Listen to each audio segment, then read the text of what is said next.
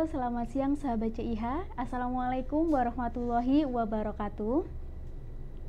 Senang sekali siang hari ini kita berjumpa kembali dalam acara Health Talk Rumah Sakit CIH Solo, dan tentunya bersama saya Dr. Juliana yang akan menemani sahabat CIH untuk ngobrol santai seputar kesehatan selama 1 jam ke depan.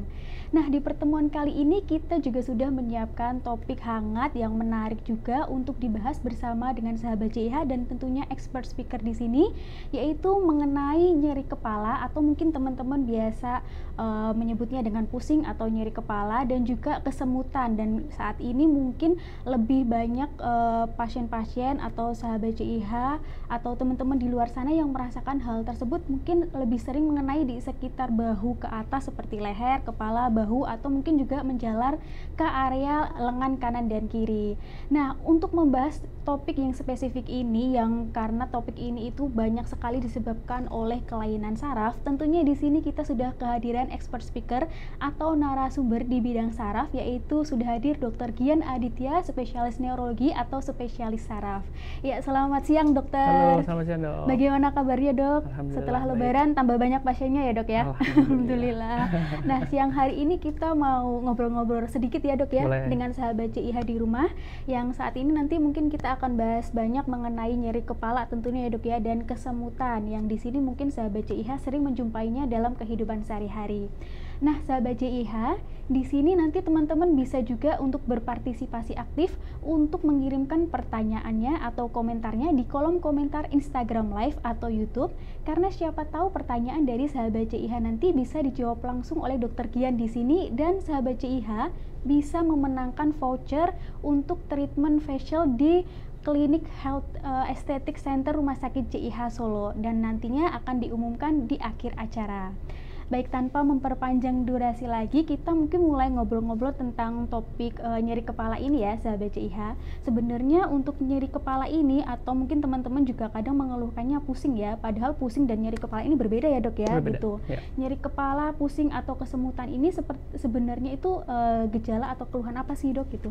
Oke, jadi kita pilih dulu ya antara nyeri kepala dan pusing. Nah, dari nyeri kepala itu adalah rasa ketidaknyamanan yang terjadi di sekitar kepala atau leher. Kemudian dengan pusing itu seperti kehilangan keseimbangan, kepalanya menjadi ringan, bergoyang. Nah, kita bedakan dulu. Nah, paling banyak itu adalah nyeri kepala yang dikeluhkan oleh pasien seperti tegang itu dok. Jadi di belakang kepala itu sampai ke bagian leher dia terasa kencang seperti ditarik. Nah, itu adalah nyeri kepala primer. Biasanya kita menyebutnya dengan tension type headache. Jadi nyeri kepala tipe tegang seperti itu. Nah, kaitannya itu biasanya dari otot-otot di sekitar belakang kepala kemudian sampai ke sekitaran leher. Mungkin itu dok. Ya, jadi untuk yang keluhan ini mungkin teman-teman atau sahabat CIH yang berkunjung ke IGD atau ke poliklinik itu kadang ada keluhan yang gelir ya dok, yang mungkin sering disebut pusing itu yang gelir ya dok ya, betul. Gitu. Atau mungkin yang kayak kaku atau tegang di bagian leher belakang itu mungkin yang disebut lebih ke nyeri kepala ya. Betul. Atau mungkin kadang berdenyut-denyut, kepala terasa terikat atau mau meledak ya dok ya. Nah, itu yang akan jadi bahasan kita saat ini. Dan apakah keluhan-keluhan ini tuh sebenarnya normal sih dok? Atau kalau nggak normal itu dibilangnya kalau seperti apa gitu dok? Oke. Kalau misalnya dibilang normal atau tidak, kalau ada nyeri berarti kan ada jaringan yang tidak normal di situ ya dok ya. Jadi sebisa mungkin tidak ada nyeri. Nah, seperti itu. Nah, makanya gimana sih dok caranya, apa yang harus dilakukan, terus kapan kita pergi ke dokter dan lain sebagainya. Nah, nanti kita bahas ya. Jadi kalau misalnya ada nyeri, yang pertama harus dilakukan habis ngapain dulu nih gitu. Jadi kalau ada nyeri di mana? Oh, di kepala, di bagian kepala belakang sampai ke leher gitu. Kita lihat dulu nih habis ngapain, apakah setelah olahraga, atau habis bangun tidur, atau habis salah ngangkat barang berat misalnya, atau habis salah mengambil posisi barang, misalnya barangnya ada di belakang, kita harusnya kan menghadapi barangnya dulu baru kita ambil. Nah, ini langsung diambil kayak gini. Nah, itu juga bisa menyebabkan nyeri karena terjadi trauma di otot-otot di sekitar leher, kemudian di kepala bagian belakang gitu. Nah, apa yang harus dilakukan? Yang pertama, diistirahatkan dulu gitu. Jadi misal terjadi trauma, yang pertama rest, istirahat dulu. Kemudian yang kedua, kalau misalnya nyerinya dirasakan sangat mengganggu sebelum 4 hari, itu kita bisa kompres dulu aja pakai es gitu. Jadi kompresnya pakai air yang dingin. Terus kemudian kalau misalnya kok masih sakit ya dok, gimana?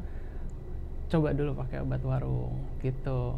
Coba aja, biasanya kan ada obat warung apa, biasanya paracetamol seperti itu tuh diminum dulu. Kalau misalnya nyerinya tidak berkurang, udah dipakai istirahat sehari, 2 hari, 3 hari, kok masih sakit ya dok? Ya udah, mau nggak mau nanti datang ke dokter aja. Gitu. Daripada tambah nyeri mengganggu Betul. aktivitas sehari-hari biasanya ya Iya, dok ya pasti. untuk keluhan ini gitu. Jadi mungkin sebagian besar kadang tadi disebabkan oleh ini ya dok ya, posisi atau dari kegiatan-kegiatan yang berisiko, gak ergonomis dan seperti itu ya dok ya. Kemudian untuk faktor risiko lain apakah mungkin juga bisa menyebabkan nyeri kepala ini ya dok ya? Misalkan kan kadang habis lebaran orang-orang mengeluhkan kayaknya kebanyakan kolesterol nih, nyeri kepala itu tuh nyambung gak sih dok? Atau ada faktor risiko lain juga dok? Oke. Kalau misalnya terkait dengan apakah ada konsumsi yang menyebabkan nyeri kepala, sebetulnya menurut penelitian ya, ini udah meta analisis penelitiannya yang yang paling tinggi nih kekuatannya. Jadi tidak ada korelasi antara kolesterol tinggi dengan nyeri kepala gitu. Jadi biasanya kita habis mudik nih, perjalanan kan jauh banget, terus membutuhkan waktu yang lama sekali. Nah, itu biasanya posisi tubuh kita di dalam kendaraan, mungkin di kendaraan pribadi atau kendaraan umum kan posisinya kan agak nekuk, gak nyaman gitu. Biasanya itu tuh yang menyebabkan nyeri gitu. Kaitannya ada nggak sih dok sama makanan-makanan yang tinggi kolesterol dan lain sebagainya? Kebetulan nggak ada. Ini sudah dibuktikan secara ilmiah ya, sahabat CIH ya, jangan bikin hoax atau mitos-mitos lagi gitu. Iya, itu fix mitos gitu. Kalau misalkan terkait dengan penyakit lain dok, misalkan hipertensi atau diabetes mellitus itu dok? Betul, jadi kalau hubungannya dengan hipertensi ada nggak sih dok? Ada juga. Jadi ada nyeri kepala yang terkait dengan tensi yang tinggi. Jadi nyeri kepalanya itu dia tipenya khas di bagian kepala belakang. Nah, untuk sobat Jaya nanti kalau misalnya itu terjadi nyeri kepala, kita cek aja dulu tensinya. Kalau misalnya tensinya nggak tinggi, berarti tidak ada hubungannya sama tensi tadi. Terus kalau diabetes ada nggak sih dok hubungannya sama nyeri kepala? Nah, diabetes itu biasanya kalau menyebabkan nyeri bukan spesifik di kepala tuh. Jadi hubungannya itu sama otot-otot yang besar, biasanya ada di bagian lengan, paha, terus bagian dada. Nah, terus nyerinya itu berpindah-pindah. Nah, gitu. Jadi karakteristik nyerinya seperti itu kalau yang dari diabetes. Karena dia bersifat metabolik itu ya dok ya, berarti Betul. bisa kena di mana aja ya dok ya. Betul. Kemudian dok, kalau misalkan dia sumbernya atau keluhannya itu kelainannya di bagian saraf, apakah itu akan selalu ada nyeri penjalaran dan sebagainya dok? Oke, jadi kalau misalnya ada nyeri yang menyebabkan iritasi atau menyebabkan kerusakan saraf ya dalam tanda kutip.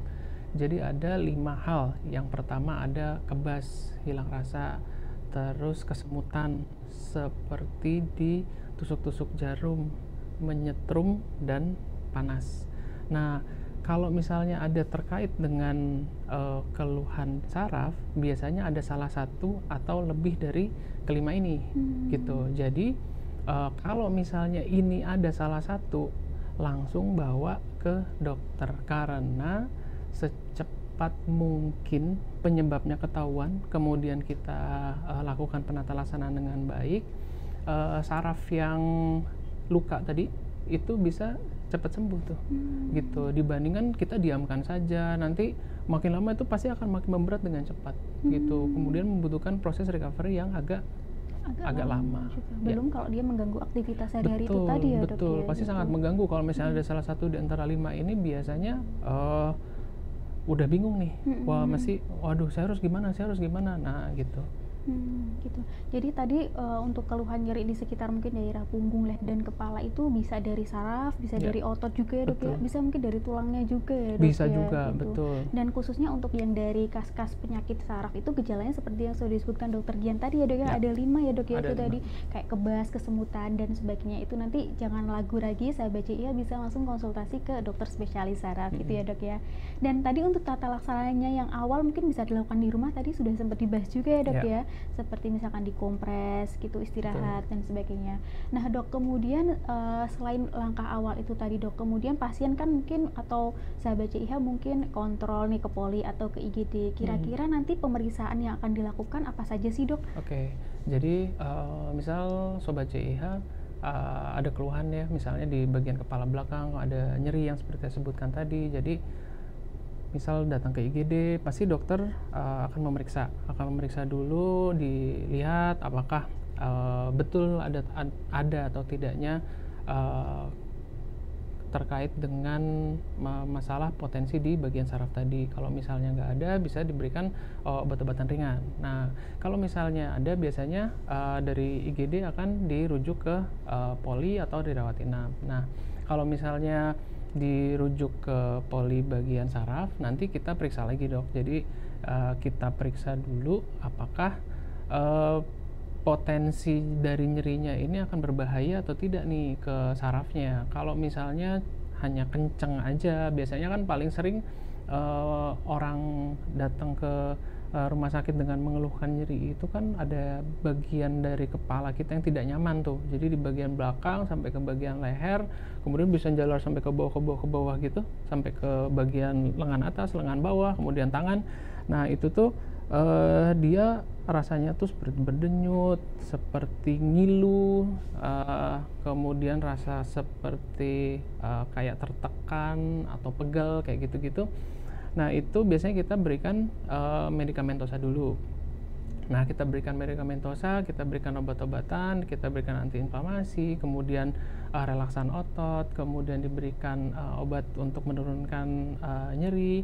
Terus kita follow up lagi. Kalau misalnya sudah kembali, kita lihat dulu nih dok, penurunan nyerinya itu seberapa banyak nih. Kalau misalnya banyak, kita tidak usah melakukan intervensi. Terus kalau misalnya penurunan nyerinya itu tidak banyak, misal udah dikasih obat, terus 1 atau 2 minggu kan biasanya kontrol, kita evaluasi ulang, nyerinya berkurangnya nggak cukup signifikan, nggak lebih dari 40%, biasanya kita lakukan intervensi gitu. Intervensi nyerinya itu ada banyak, bisa dilakukan injeksi, bisa dilakukan akupuntur, bisa dilakukan fisioterapi dan terapi manual lainnya gitu. Jadi ada banyak ini ya dok, pilihan untuk terapi. Betul. Dan pilihan terapi lanjutan yang bisa untuk membantu teman-teman mengurangi nyerinya. Dan terutama sih pasti kita akan cari sumber nyerinya di mana ya dok ya. Itu yang paling dengan penting. mencari sumber nyerinya itu jadi kunci untuk terapi selanjutnya ya dok ya gitu. Nah dok, kemudian untuk nyeri-nyeri ini dok, ada yang katanya namanya red flag nyeri misalkan dok, itu atau mungkin kalau bahasa awamnya teman-teman, kapan sih nyeri ini dianggap itu tuh keadaan darurat atau keadaan parah atau memang butuh penanganan segera dok misalkan, itu seperti apa aja dok gejalanya? Jadi ada namanya red flag nyeri. Red flag itu adalah bendera merah. Nah kalau ada nyeri harus langsung segera dibawa ke expert gitu. Yang pertama biasanya itu dia kalau kita ada nyeri kepala nih ya, jadi nyerinya itu ada kaitannya dengan bersin, ngeden, kemudian batuk. Nah kemudian ada usia, jadi usia lebih dari 60 tahun. Kalau misalnya ada nyeri kepala, kita harus langsung aware tuh. Kemudian ada riwayat trauma gitu, terus ada terkait dengan demam. Jadi demam dengan nyeri kepala itu adalah red flag tuh, jadi harus segera ke expert gitu. Terus yang ini nih satu lagi, ada hubungannya dengan kehamilan gitu. Jadi kalau misalnya hamil nyeri kepala, langsung ke expert gitu, nggak usah nunggu-nunggu. Ya, bisa jadi itu tanda-tanda penyakit yang emang berbahaya dan mengancam nyawa ya dok ya gitu. Dan dok biasanya kan kadang ada orang tuh yang datang ke IGD misalkan dok, dia nyeri berulang-ulang gitu, tapi udah misalkan dalam beberapa waktu agak lama kok nggak sembuh-sembuh gitu. Gitu. Ada ini nggak sih dok batas waktu kapan memang itu tuh dianggap lama dan butuh penanganan medis gitu dok? Oke, jadi kalau misalnya ada nyeri apapun itu harus selesai sebelum 6 bulan. Sebelum 6 bulan ya, dok? Jadi nyerinya itu harus sembuh total sebelum 6 bulan. Kalau misalnya lebih dari 6 bulan nanti jadi nyeri kronis. Nah, nyeri kronis itu penata laksanaannya itu lebih rumit lagi gitu. Yang pusing dokternya nanti. Gitu. Siap. Jadi sesegera mungkin ada nyeri diintervensi, diselesaikan, temukan akar masalahnya, etiologi dari penyakitnya itu misal hanya kekauan otot, kita bisa berikan masker relaksan buat otot. Terus kalau misalnya ada cedera, kita bisa tanganin itu. Kemudian kalau ada permasalahan atau penjempitan di sarafnya, nanti kita bisa rilis penjempitan dari sarafnya itu. Terus kita bisa lakukan intervensi, kita bisa injeksi dan lain sebagainya gitu. Jadi intinya adalah semakin cepat nyeri itu selesai, itu semakin baik. Itu jangan tunggu-nunggu. Jangan sampai berlarut-larut, dibiarkan berlarut-larut ya dok ya. Kayak minum-minum obat warung aja tapi ternyata udah lama hilang timbul. Nah mungkin ini merupakan salah satu gejala dari penyakit sebelumnya atau penyakit lain yang lebih serius ya dok ya gitu. Nah dok, kemudian terkait dengan nyeri ini dok, sebelum muncul nyeri atau untuk membantu mengurangi nyeri, ada nggak sih dok peran dari bagaimana kita menerapkan gaya hidup sehari-hari dan juga olahraga dok? Ya, jadi betul ya. Kalau misalnya kita punya otot yang kuat gitu, otot yang kuat itu caranya gimana sih dok? Gampang, olahraga aja gitu. Olahraganya apa? Apapun boleh gitu ya, asal bener ya cara melakukannya. Jadi semua olahraga itu punya teknik dan kondisi tertentu tuh gitu. Paling baik sebetulnya olahraga kardio dicampur dengan lifting gitu. Kalau misalnya yang kita bahas kan sekarang ada nyeri di bagian leher nih, jadi ada di bagian leher terus kemudian kesemutan. Nah itu adalah efek dari kemungkinan besar satu otot kita itu nggak cukup kuat tuh ngelawan impact yang ada. Contoh nih, kita salah ngangkat atau kita misal tidur kelamaan, sininya kena bantal tuh, habis itu kenceng. Jadi itu merupakan salah satu manifestasi dari salah satunya kurang olahraga juga gitu. Jadi otot kita tuh nggak cukup kuat buat terkena impact atau terkena cedera yang ada, trauma yang ada gitu. Kalau misalnya otot kita kuat, biasanya cukup mampu buat nahan trauma yang ada gitu. Jadi kalau bisa dibilang, ada nggak sih dok yang bisa dilakukan agar kita nggak gampang cedera, khususnya di bagian leher? Ada, olahraga aja. Gitu. Oke, setuju dok. Jadi untuk olahraga dan gaya hidup sehat ini memang banyak impactnya ya. Salah satunya untuk kekeluhan ini bisa berkurang juga dengan olahraga yang rutin dan tentunya dengan posisi yang tadi ya dok ya, sesuai dengan ergonomis itu dan tidak terlalu berlebihan gitu. Nah dok, mungkin sebelum kita ke pertanyaan dari sahabat CIH, ada nggak sih dok tips-tips atau triks dari dokter untuk menjaga kesehatan sistem saraf sehari-hari dok? Oke, jadi kita gimana cara menjaga kesehatan saraf ya, secara general ya ini ya dok ya. Jadi untuk menjaganya itu cukup mudah. Jadi terapkan pola hidup sehat aja, gitu. Terapkan pola hidup sehat. Caranya gimana sih dok? Mudah juga. Tinggal tidur harus teratur. Tidur itu minimal 6 jam, gitu. Jadi jangan kurang dari 6 jam. Satu. Yang kedua, kita posisikan kerja apapun itu harus posisi yang ergonomis. Misal kita kerjanya di kantoran, kebanyakan duduk gitu, kita posisi kerjanya harus ergonomis gitu. Kalau misalnya terkait sama bahasan kita hari ini kan lehernya sakit nih, jadi biasanya itu posisi duduknya atau posisi kita kita ngelihat ke dashnya itu monitornya biasanya terlalu rendah tuh. Jadi kadang-kadang tuh jadi nyeri nih kepalanya tuh. Terus lama-lama dia bikin pusing, terus jadi goyang dan lain sebagainya. Itu kalau nggak ditanganin ya itu.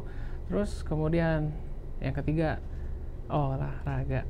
Ya, olahraga kembali lagi, dia itu akan memperkuat sistem muskuloskeletal. Jadi ototnya kuat, tulangnya kuat, otomatis sarafnya kuat juga. Sama yang terakhir, yang keempat, manajemen stres. Siap. Gitu.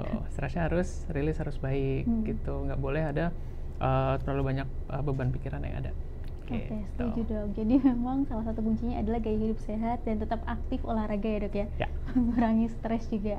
Nah dok, di sini sudah ada banyak pertanyaan yang masuk dari sahabat CIH. Kita mungkin coba bahas satu-satu ya dok. Boleh. Ya gitu. Pertanyaan pertama ini, dok, kalau misalkan sering pusing tetapi lebih spesifik di kepala bagian depan, misalnya di atas alis atau di sebelah kiri dan kanan saja, apakah ini berarti kolesterol sedang tinggi ya dok gitu? Ini sebenarnya kayaknya tadi mirip-mirip. Gimana dok ini dok? Jadi kita lihat dulu nih, nyeri kepalanya ini dia tipenya kayak apa. Misal kepalanya nyerinya di bagian samping aja, di bagian pelipis, kemudian di dekat mata, kemudian di kepala bagian belakang sini sampai ke leher. Itu biasanya itu nyeri kepalanya tipenya tipe tegang, tension type headache gitu. Itu bisa diberikan penata laksanaan seperti medikamentosnya itu tadi. Nah biasanya kalau medikamentosanya sesuai, rilis langsung hilang. Nah langsung nyeri kepalanya langsung sembuh, langsung hilang gitu. Terus jadi kemudian ada keterkaitan nggak dengan kolesterol tadi? Kayak seperti tadi saya bilang, jadi ada penelitian yang sudah meta analisis ya, jadi dia tidak ada keterkaitan antara nyeri kepala dengan kolesterol tinggi gitu. Kalau misalnya kolesterolnya tinggi, pembuluh darahnya nyempit, kesumbat, nah itu baru ada hubungannya. Cuman kalau langsung antara nyeri kepala kemudian pusing dengan kolesterol tinggi, nggak ada hubungannya. Apalagi kadang-kadang tuh sahabat CIH insecure kayak habis makan opor banyak atau santan banyak, kolesterol tinggi langsung nyeri, itu kayaknya agak kurang ada bukti ilmiahnya ya gitu. Mungkin yang lebih tadi bisa dijelaskan bahwa kolesterol itu berpengaruh ke kesehatan pembuluh darah dan dalam jangka waktu yang lama hal tersebut baru akan mempengaruhi dari vaskularisasi peredaran darah, dan itu mungkin mempengaruhi organ-organ sekitar termasuk saraf. Jadi nggak serta-merta habis makan kolesterol tinggi langsung menyebabkan nyeri kepala ya dok ya. Mungkin karena saking banyak silaturahmi, aktivitas, jadi kurang istirahat gitu ya dok ya, itu menyebabkan nyeri kepala mungkin bisa jadi gitu. Nah dok, pertanyaan selanjutnya, bagaimana sih dok cara mengatasi kepala yang tegang dan migrain ya dok? Jadi kalau migrain ya, jadi migrain itu nyerinya tuh di sebagian kepala ya, kanan atau kiri. Nah biasanya orang dengan pure migrain itu adalah jarang, dia cuma sekitar 20% dari total semua nyeri kepala primer. Nyeri kepala primer itu bisa migrain, TTH, kemudian cluster headache, ada 3. Nah, kita harus kenalin dulu nih nyeri kepalanya itu apakah beneran migrain atau bukan. Kalau misalnya bukan, biasanya dok, dia itu ada tegang aja di otot bagian leher, kemudian leher belakangnya itu cuma salah satu. Biasanya spesifik hanya di situ-situ saja, dia nggak pindah-pindah tuh. Nah, apa yang harus dilakukan? Biasanya kita sebagai neurolog kita berikan ini aja, medikamentosa dulu. Kemudian kalau misalnya nggak membaik, kita bisa intervensi nyerinya gitu, bisa diberikan injeksi dan lain sebagainya. Bisa di fisioterapi, bisa dilakukan manual terapi seperti drain needle atau akupuntur kayak gitu. Jadi ada banyak yang bisa dilakukan gitu. Oke, mungkin yang pertama dari posisi tadi ya dok ya, Betul. kemudian obat-obatan dan bisa juga sampai intervensi atau disuntik obat-obatan ya Ya. dok ya gitu. Nah baik, menarik sekali dok. Kemudian pertanyaan selanjutnya, dok seperti apa sih pertolongan pertama ketika vertigo? Nah mungkin kalau vertigo ini lebih ke keluhan yang pusing ya Pusing, dok ya betul. gitu. Bagaimana dok ini dok? Oke, jadi kalau misalnya kita kena vertigo itu kan rasa hilang keseimbangan ya dok ya. Jadi apa yang harus dilakukan pertama kali? Diem. Jangan gerak. Kalau gerak nanti makin muter gitu. Jadi yang pertama dilakukan, satu, kita diem aja dulu. Biasanya yang paling sering terkena itu adalah BPPV atau vertigo yang terjadi karena perubahan posisi kepala. Nah, kalau misalnya itu terjadi, kita diem dulu deh gitu. Jadi jangan banyak bergerak. Biasanya itu terjadi sekitar beberapa detik aja gitu. Kalau misalnya sudah reda, kita posisikan kepalanya pelan-pelan, terus kemudian minum air putih secukupnya. Kalau misalnya tetap tidak membaik juga, ya udah bawa ke dokter. Nah, karena gangguan keseimbangan itu sangat mengganggu sekali dan agak cukup berbahaya. Bahayanya kenapa? Bayangkan aja kita mau berjalan, terus tiba-tiba kayak dipontang-pantingin gitu. Jadi otomatis kan bisa jatuh ke sana, bisa jatuh ke sini. Nah, itu bahayanya itu di situ. Gitu. Jadi ada resiko jatuhnya lebih tinggi ya dok ya, dan bahaya malah bisa juga cedera tuh. di tempat atau lain. bagian tubuh yang lain gitu. Nah itu tadi ketika mengalami vertigo lebih baik adalah istirahat dulu ya dok ya gitu. Jadi biar agak lebih stabil baru kemudian dibawa ke dokter. Nah kemudian dok, pertanyaan selanjutnya, ini ada yang menanyakan dok, jadi yang bertanya ini laki-laki usia 39 tahun, kemudian akhir-akhir ini tuh sering merasa pusing dan kesemutan di tangan kiri, kadang juga sampai mulut dok, kayak agak-agak miring gitu misalkan mulutnya tuh. Nah apakah ini tanda-tanda stroke atau kondisi ini perlu ke rumah sakit juga nggak ya dok ya gitu? Oke, jadi kalau misalnya ngelihat urutan dari kejadian itu semuanya satu sisi ya. Kalau misalnya satu sisi seperti itu, ada mulut mencong, kesemutan, sparo di bagian mulut mencong bagian kiri misalnya, terus tangannya yang bagian kiri jadi kesemutan, wajahnya kesemutan, terus kakinya kesemutan kiri semua, itu biasanya terkait dengan betul tadi gejala stroke tadi itu dok. Jadi apa yang harus dilakukan? Kalau kayak gitu segera ke rumah sakit, nggak usah nunggu. Jadi itu adalah mungkin terjadi penyempitan dari pembuluh darah yang ada di otak. Gitu, itu terjadi stroke. Kalau misalnya itu kejadian, segera ke rumah sakit. Gitu. Jadi ada golden period dalam penata laksanaan stroke itu tadi. Misal lemas separuh, berarti langsung bawa ke rumah sakit, nanti 4,5 jam sebelumnya kita bisa lakukan trombolisis gitu supaya nggak meretap kejadiannya gitu. Jadi mungkin untuk yang stroke ini kadang gejalanya tuh dari yang ringan sampai berat ya dok ya. Dan ini sebenarnya masyarakat atau sahabat CIH atau orang awam itu juga harus banyak teredukasi terkait dengan keluhan-keluhan stroke yang ringan, sehingga nanti bisa kalau menemukan gejala tersebut di diri sendiri maupun di rekan kerjanya atau dari keluarganya bisa langsung membantu dibawa ke rumah sakit. Betul. Ya dok ya gitu. Dan contohnya seperti misalkan bapak ini yang mengeluhkan ada gangguan kayak mungkin bibirnya agak mencong atau pelo ya dok ya, kadang disertai dengan bicara pelo, ini bisa jadi salah satu tanda stroke dan sebaiknya segera untuk diperiksakan ke rumah sakit ya dok ya. Betul. Sarannya gitu. Jadi sahabat CIH bisa nanti langsung berkonsultasi ke dokter Gian di Polisaraf ya dok ya. Oke. Nah pertanyaan selanjutnya, dok izin bertanya, ini untuk paman saya usianya 55 tahun, kemudian pasiennya ini atau pamannya ini tuh sebenarnya dia sakit, tapi kok kelihatannya sih nggak kesakitan gitu. Cuman kalau kepalanya nunduk itu di bagian kaki sampai paha itu gemetar, dan kalau dibawa untuk berjalan itu kakinya jadi gemetaran terus. Kira-kira itu ada sakit apa ya dok ya? Apakah terkait dengan saraf juga dok misalkan ini? Oke, jadi kita bisa periksa dulu ya kalau yang ini ya. Jadi kan datanya nggak begitu banyak. Kalau misalnya ngelihat dari usia, kemudian dari keluhannya kakinya gemetar, kemudian jalannya jadi kecil-kecil kayak gitu, itu biasanya ada gejala ke arah Parkinson tuh gitu. Cuman ngelihat usianya kan baru 55 tahun, jadi belum cocok nih jadi Parkinson, biasanya early Parkinson gitu.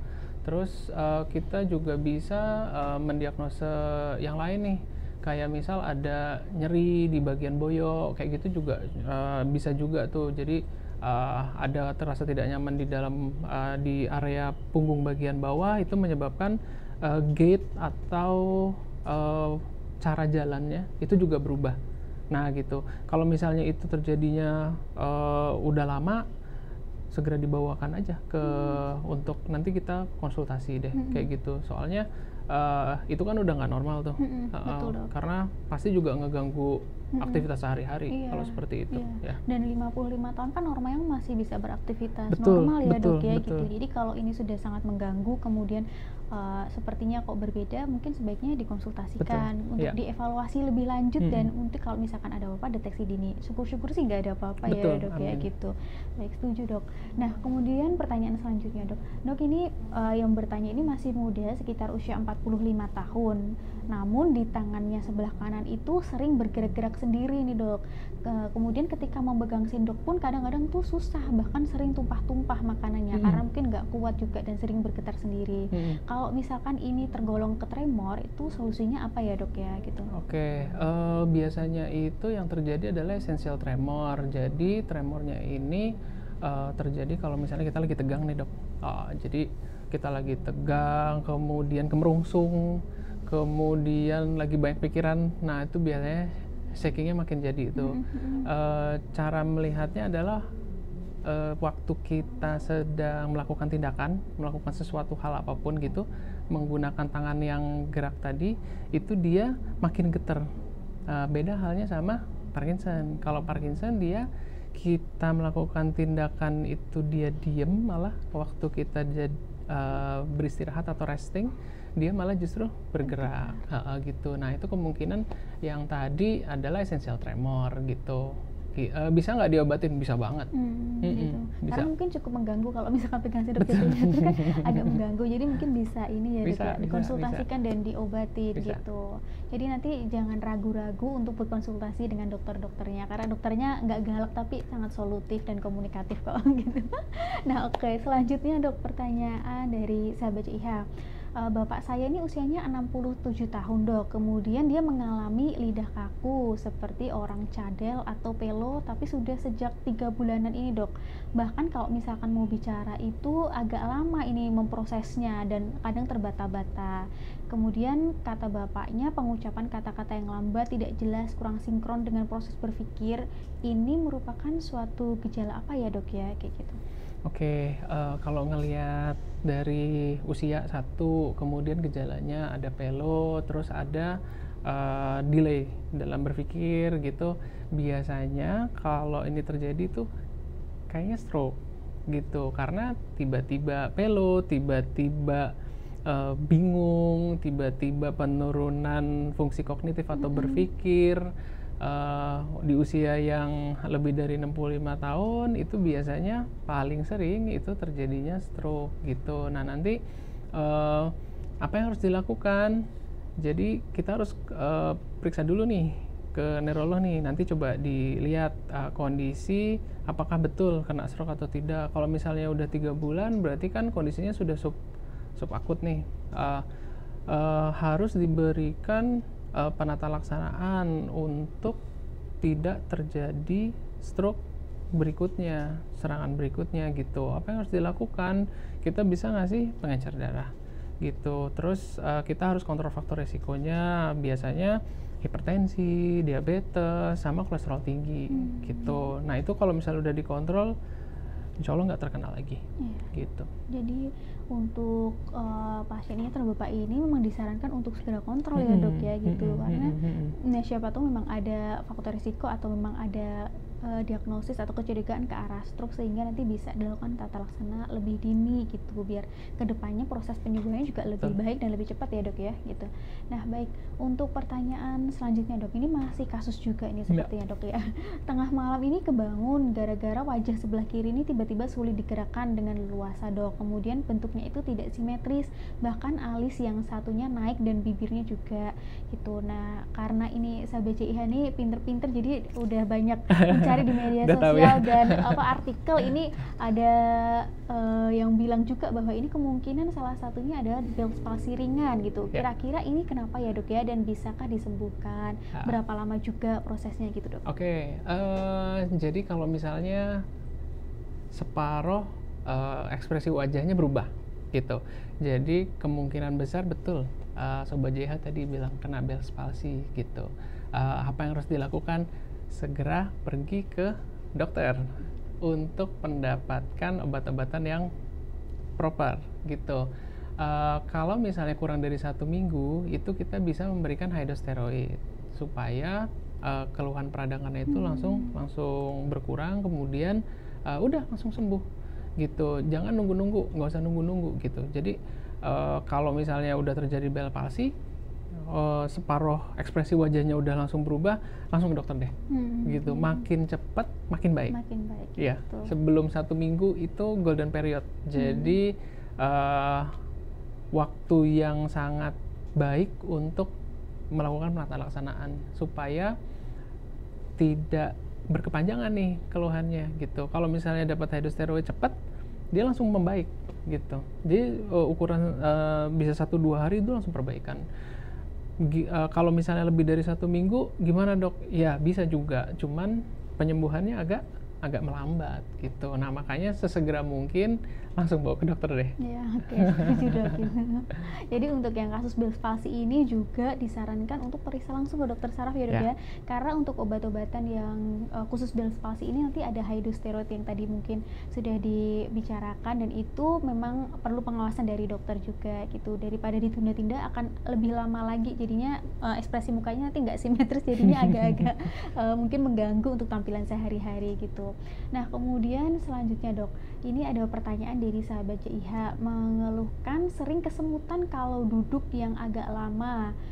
Kemudian duduknya ini biasanya di lantai, padahal usianya tuh baru 26 tahun nih dok gitu. Kemudian sering minum vitamin juga, walaupun nggak setiap hari tapi cukup sering gitu. Kira-kira untuk keluhan nyeri kesemutannya ini karena apa ya dok ya gitu? Oke. Jadi Sobat CIH yang usia 26 tahun ini kemungkinan ada saraf ischiadicusnya yang ketekan nih. Saraf ischiadicus itu ada di mana? Ada di belakang paha sini gitu. Nah di bagian sini kalau misalnya dia ketekan, dia itu akan menyebabkan kesemutan tebel kayak kayak kesetrum gitu, dari sini ke bawah zer gitu. Kalau udah berdiri biasanya hilang, menunggu beberapa saat gitu dia biasanya hilang gitu. Nah apa yang harus dilakukan? Jangan ditindih bagian sininya. Nah, terus posisi duduk yang paling bagus itu adalah duduknya harus di bawah paha ini, dia harus mepet semuanya ke bagian kursi gitu. Jadi jangan gantung kayak gini. Nah, kalau gantung kayak gini ininya ketekan kan tadi, terus habis bangun nanti tiba-tiba langsung kakinya tuh kayak berat gitu, kayak kesetrum sampai bawah. Jadi itu salah satu cara duduk ergonomis ya dok ya, betul. Yang nggak mencederai otot maupun saraf gitu. Bisa jadi memang ini keluhan di saraf ischiadicusnya ya dok ya gitu, sering duduk di lantai. Nah mungkin dari posisi duduknya bisa diperbaiki ya dok. Betul. Ya, setuju dok, apalagi masih muda gitu ya dok ya gitu. Nah kemudian pertanyaan selanjutnya ini dok, menarik juga. Kalau misalkan sering pusing-pusing hebat dok, dan itu terus menerus padahal sudah minum obat pereda nyeri gitu, boleh nggak sih dok kalau misalkan dilakukan injeksi di bagian tengkuk leher gitu? Dan apakah benar spondylolisis ini bisa mengarah ke spondylosis cervical ya dok ya? Oke, wah ini advance sekali ya. Sampai bisa diagnosis dan treatment sendiri dok. Oke. Betul, bisa juga nanti, cuman kan untuk treatment yang ini betul-betul harus dilakukan pengawasan oleh neurolog ya. Jadi kalau misalnya itu betul terjadi, bisa nggak sih dok diinjeksi? Bisa gitu, cuman kita harus tahu dulu nih apakah betul tempatnya di situ. Kadang-kadang cuman kekakuan otot biasa aja, dikasih medikamentosa seperti relaksan otot, kemudian NSAID untuk mengurangi nyeri, udah clear, udah sembuh gitu. Jadi nggak usah perlu sampai injeksi dan lain sebagainya, kecuali memang nyerinya itu terus-terusan, makin lama makin berat, ganggu aktivitas, kemudian menyebabkan pusingnya itu dia goyang, terus nyebar sampai ke bagian depan, kayak matanya pedes dan lain sebagainya. Nah itu memang harus segera dilakukan. Cuman kalau misalnya diberikan medikamentosa sudah selesai, nggak perlu sejauh itu. Gitu. Oke, setuju dok.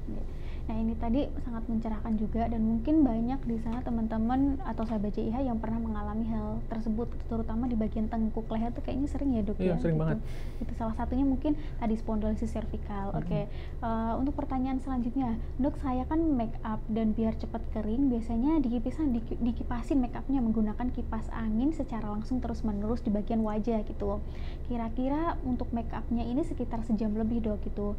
Kemudian setelah itu kenapa di bagian wajah itu jadi merasa ada kesemutan ya dok ya setelah kena kipas angin yang terus menerus itu dok, dan solusinya seperti apa? Oke, ini itu terjadi spasme otot di bagian dekat dengan nervus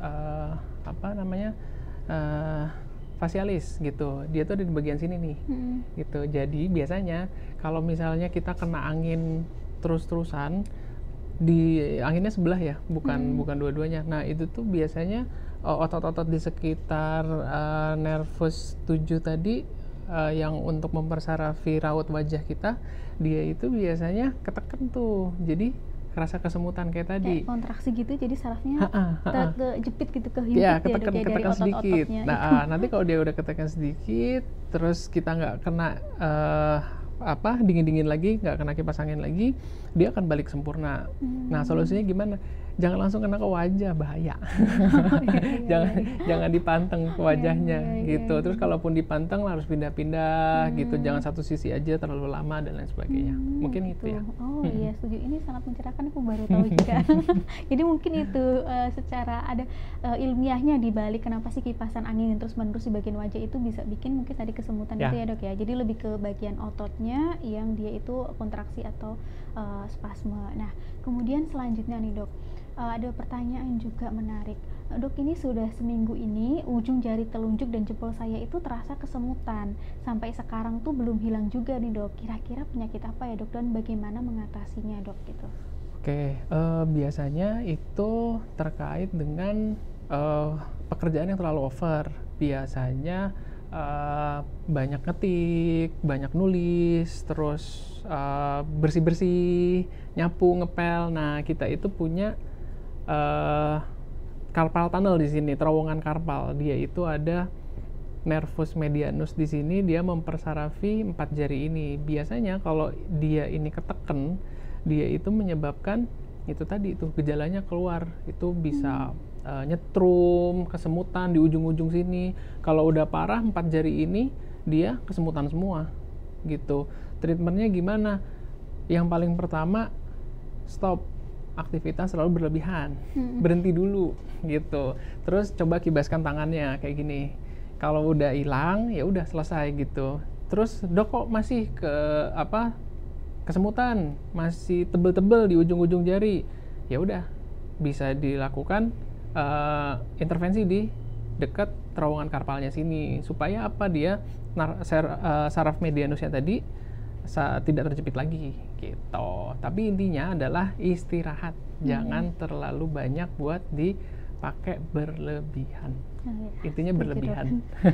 Mungkin nggak disadari juga ya dok ya, kadang aktivitas sehari-hari menggunakan tangan, apalagi menggerakkan pergelangan tangan ya dok ya, repetisi berkali-kali, itu ternyata di sini ada saraf yang bisa terjepit gitu, dan itu menyebabkan kesemutan yang nggak hilang-hilang ya dok ya gitu. Terutama kadang ibu-ibu rumah tangga ya dok ya, atau mungkin gamers atau mahasiswa yang sering nugas gitu.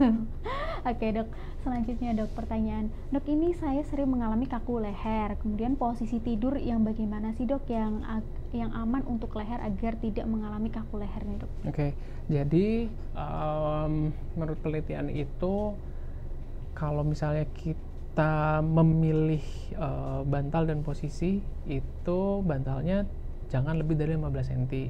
15 cm kan tebel nih, jangan tebel-tebel berarti ya. Cukup pakai satu bantal aja. Terus ada rekomendasi nggak dok, bantal yang nyaman seperti apa? Nyari bantal itu kayak nyari jodoh. Susah ya, cocok-cocokan gitu. Kadang-kadang ada yang pakai bulu angsa cocok, ada yang memory foam cocok, ada yang ini cocok, ada yang pakai yang biasa juga cocok. Nah, kalau misalnya ada sering terjadi keluhan di bagian leher terkait dengan posisi tidur yang tidak nyaman atau bantal yang susah dicarinya, misal udah ketemu nih satu bantal yang paling nyaman, ya udah itu dibawa terus kemana-mana ya. Jangan ganti-ganti lagi gitu. Kalau udah nyaman dibawa terus. Kemudian posisi tidurnya gimana dok? Senyamannya. Kalau misalnya leher bagian kiri kita sakit, tidurnya jangan ngadep ke kiri dulu. Nah, jadi pindah ke sisi yang sehat, miring ke kanan gitu. Kirinya jangan dihimpit dulu. Kalau misalnya dihimpit gimana dok? Biasanya bangun tidur itu malah justru sakit, justru nggak nyaman, makin kencang dia biasanya gitu. Oke, gitu. Jadi bisa nih bantalnya dibawa kemana-mana nih kalau misalkan emang membutuhkan ini ya dok ya, tidur yang lebih aman atau safe buat lehernya ya dok ya gitu. Kemudian pertanyaan selanjutnya, dok izin bertanya, sebenarnya untuk pemakaian soft lens itu berpengaruh ke nyeri kepala nggak sih dok gitu? Soalnya akhir-akhir ini jadi mudah pusing gitu. Apakah kira-kira jadi dari soft lens-nya itu ya dok ya? Gitu. Jadi ada hubungan nggak antara pemakaian soft lens atau kacamata misal ya dengan ketidaknyamanan di area kepala? Biasanya ada, tapi dia ketidaknyamanannya itu biasanya di area sekitar mata. Jadi misalnya kita merem nih, ininya digini-giniin tuh enak di area sebelah mata, di pelipis kanan kiri, di samping mata sini di pijet-pijet gini dia nyaman gitu.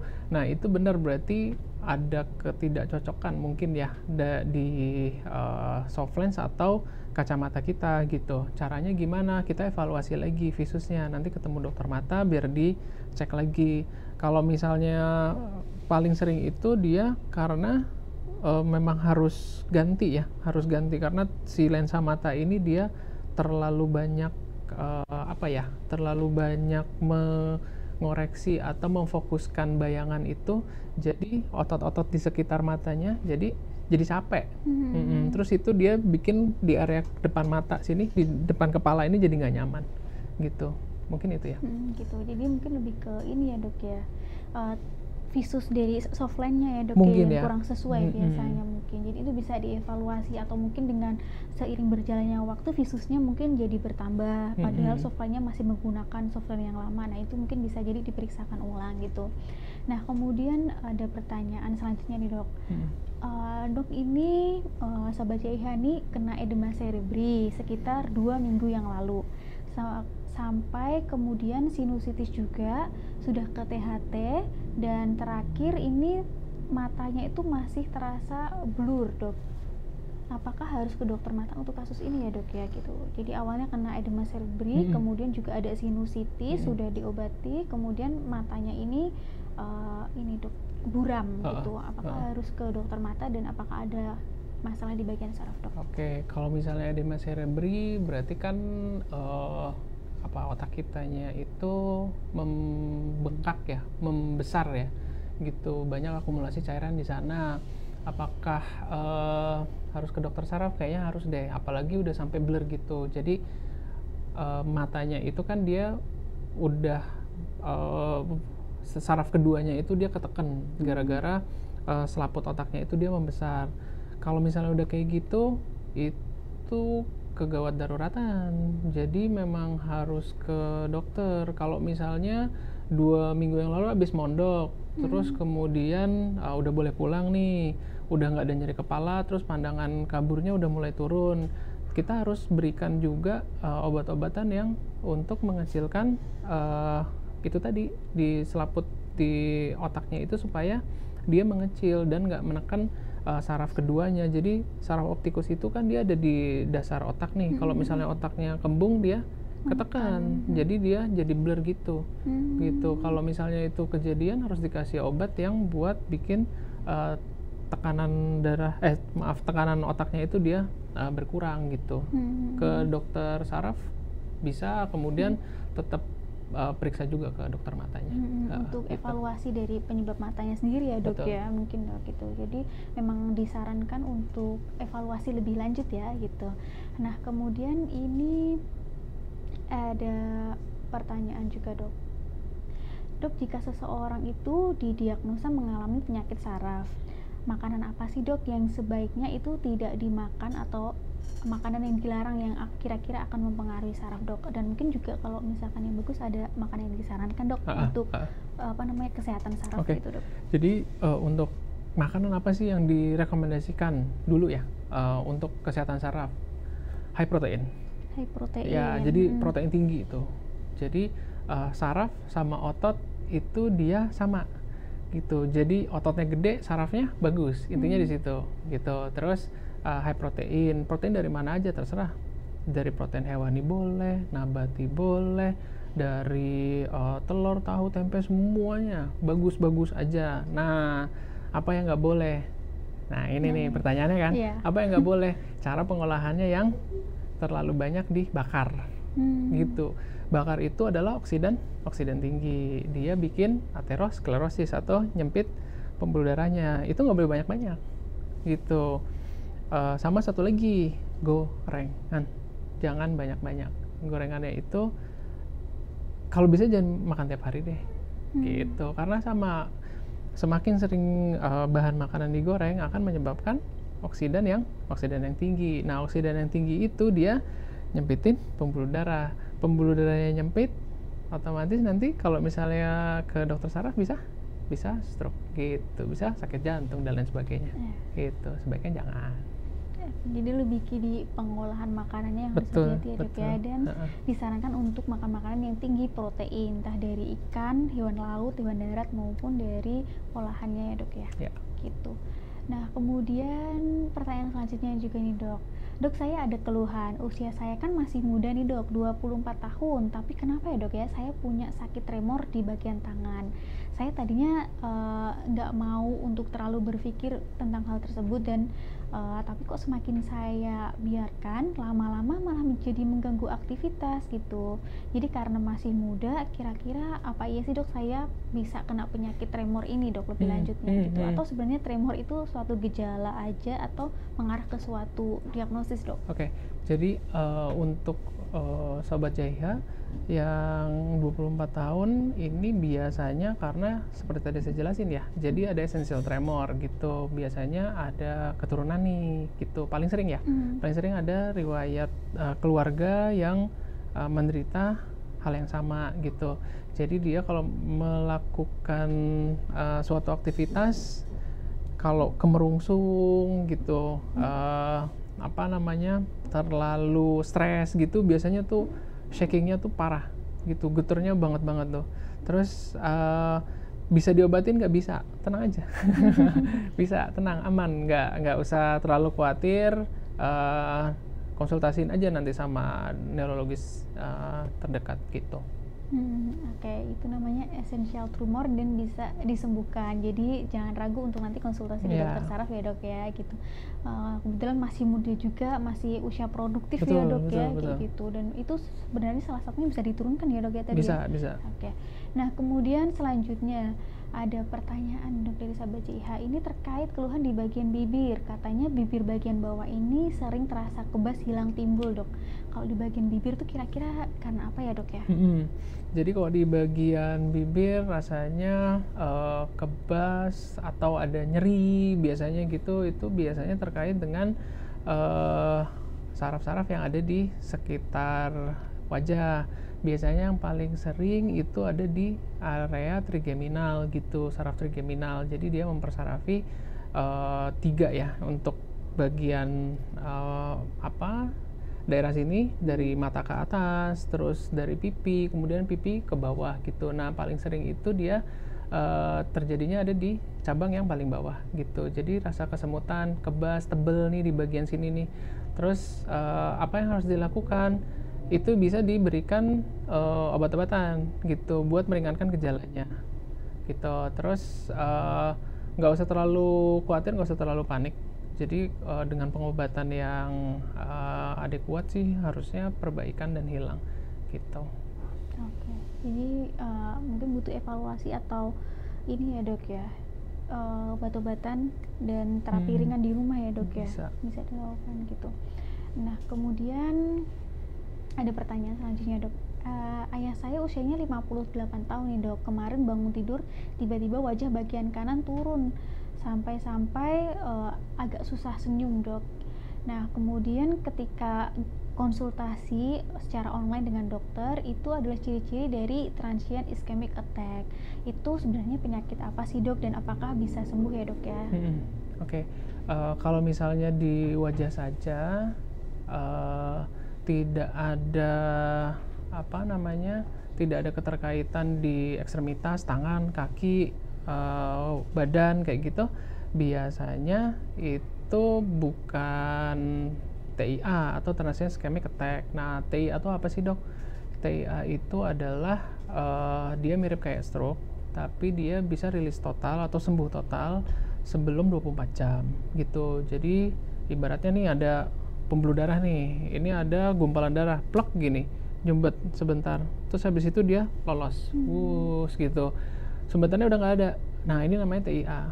Kalau misalnya stroke, dia itu sumbet ya udah kesumbet terus lebih dari 24 jam. Nah gitu. Terus kayaknya kalau misalnya yang keluhan dari sobat JIH yang ini adalah karena Bell's palsy deh kayaknya.